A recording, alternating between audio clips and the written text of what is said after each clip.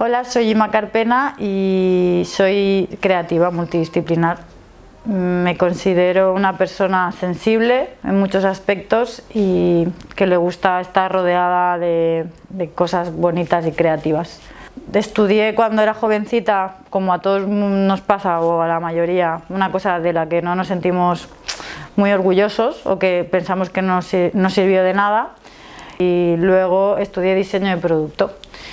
Luego ahí ya me di cuenta que realmente tenía algo dentro de mí que quería explotar, y ahí empecé a conocer un poco el diseño de objetos, a lo que más tiempo dedico en mi vida, a crear sin querer objetos o rediseños de cosas mundanas y cotidianas. Pues desde pequeñita siempre me ha gustado pintar y dibujar todo el rato sin parar.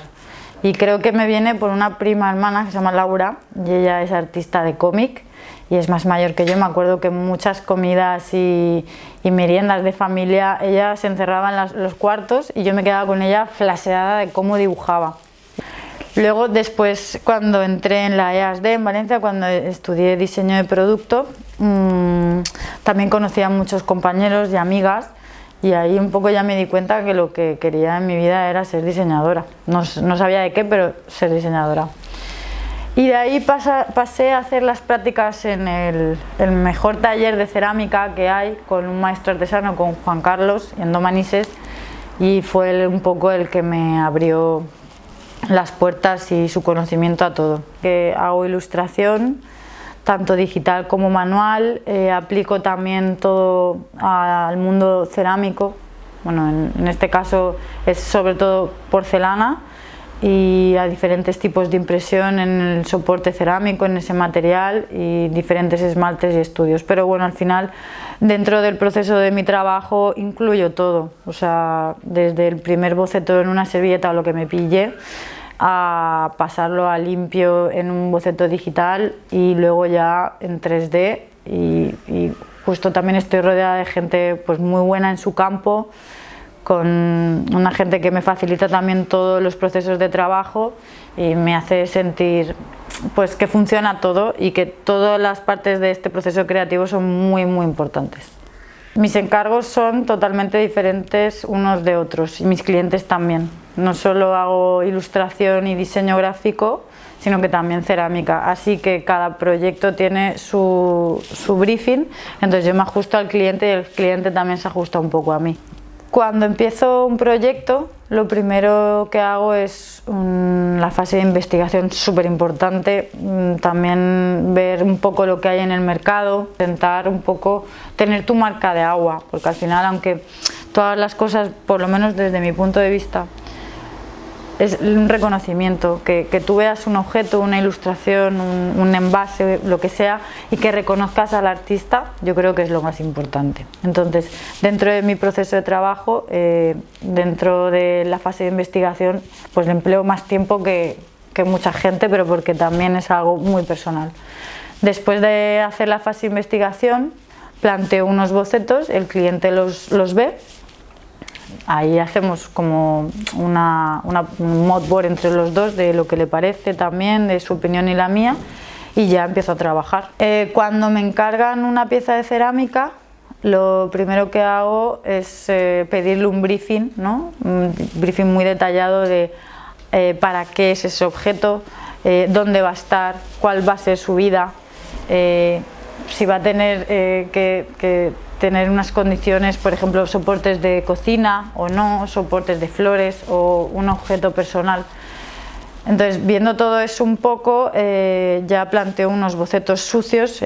Después de eso ya se ajustan las dimensiones y los planos, se hace el 3D y se estudia el material y se externalizan muchos procesos, ya que yo aquí no tengo horno, entonces lo que hago es confío en varias personas con hornos y se externaliza el proceso de cocción. Pues mi inspiración realmente va cambiando cada día, porque cada día también cambio yo y pasan cosas diferentes, así que creo que tengo como un radar y estoy atenta a todo lo que pasa y las sensaciones y la energía quizá de todo lo que hay a mi alrededor.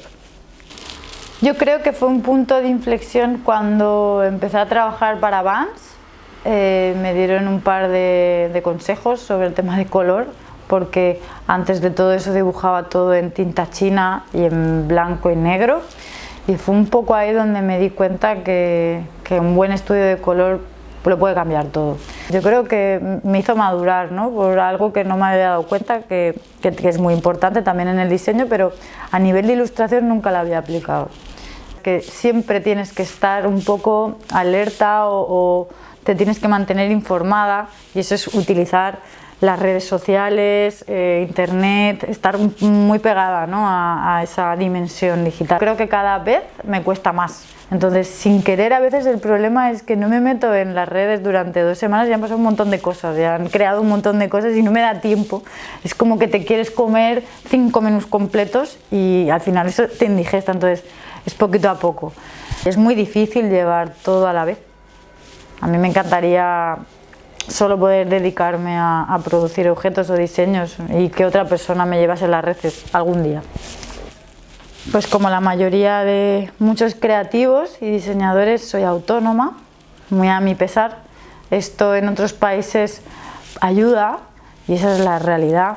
Y ves, por otro punto, me encanta estar en España, me encanta estar en Valencia, pero veo que hay como muchos vacíos para la gente que intentamos y nos esforzamos todos los días en sacar adelante nuestro trabajo, y siendo autónomo es que es casi imposible, tienes que hacer muchas malabares y esta es la realidad. En el confinamiento al principio estaba un poco asustada porque empezaron a caerse la mayoría de los proyectos, pero la realidad es que luego me han salido otros muchos que no me esperaba y estoy muy orgullosa. De hecho, ahora dentro de poquito, en septiembre, se verán resultados de proyectos que he tenido que hacer durante estos meses.